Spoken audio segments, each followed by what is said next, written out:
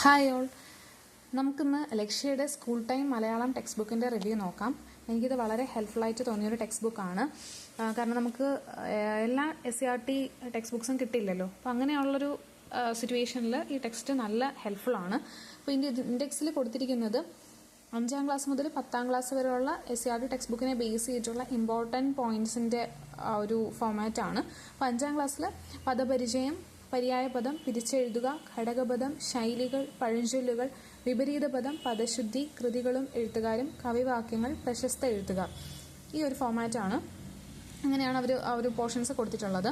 6ാം ക്ലാസ്സിൽ ഈ same format തന്നെയാണ്. അങ്ങനെ 10ാം ക്ലാസ് വരെ ഉള്ള SCRT പോർഷൻസ് ഈ ടെക്സ്റ്റ് ബുക്കിൽ കൊടുത്തിട്ടുണ്ട് കേട്ടോ. അത് മാത്രമല്ല ഉള്ളത്, അതിനുശേഷം പ്രീവിയസ് ക്വസ്റ്റ്യൻസ്, മുൻവർഷ ചോദ്യങ്ങളിലൂടെയുള്ള എന്ന ഭാഗത്തു നിന്ന് പ്രീവിയസ് ക്വസ്റ്റ്യൻസ് കൊടുത്തിട്ടുണ്ട്. Previous questions with answer key ആണ് കൊടുത്തിരിക്കുന്നത്. അതിൻ്റെ എക്സ്പ്ലനേഷൻ ഇല്ല, just previous questions with answers, അങ്ങനെ മാത്രമേ ഉള്ളൂ. അപ്പോൾ നമുക്കൊരു പ്രീവിയസ് ക്വസ്റ്റ്യൻ നോക്കാം. Inspecting assistant legal metrology +2 mains. അപ്പോൾ ഇതിൽ ആ ക്വസ്റ്റ്യൻ പേപ്പറിൽ ചോദിച്ചിട്ടുള്ള 10 ക്വസ്റ്റ്യൻസ് ഉണ്ടല്ലോ, ആ ക്വസ്റ്റ്യൻസും കൊടുത്തിട്ടുണ്ട്. ദെൻ അതിൻ്റെ ആൻസർ കീ ഇങ്ങനെയാണ് കൊടുത്തിരിക്കുന്നത്. ഓക്കെ, SCRT പോർഷൻസിലാണെങ്കിൽ ഓരോ ക്ലാസ് ബേസ് ആയിട്ട് ഓരോ ടോപ്പിക്കും നമ്മൾ ആ ഇൻഡെക്സിൽ കണ്ടതുപോലെ തന്നെ കൊടുത്തിട്ടുണ്ട്. ഇപ്പോൾ 5ാം ക്ലാസ്സിനെ ആണെങ്കിൽ പദപരിചയം, അതിനകത്തുള്ള ഓൾമോസ്റ്റ് എല്ലാ പോയിന്റ്സും ഇതിനകത്ത് ഇൻക്ലൂഡഡ് ആണ് കേട്ടോ. ഇമ്പോർട്ടൻ്റ് ആയിട്ടുള്ള എല്ലാ പോയിന്റ്സും ഇൻക്ലൂഡഡ് ആണ്.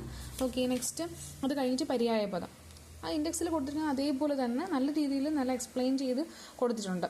ഓക്കെ, എനിക്ക് നല്ല യൂസ്ഫുള്ളായി തോന്നിയൊരു ടെക്സ്റ്റ് ബുക്കാണ്. അപ്പോൾ ഇഷ്ടപ്പെട്ടിട്ടുണ്ടെങ്കിൽ വാങ്ങുക. Okay, thanks for watching.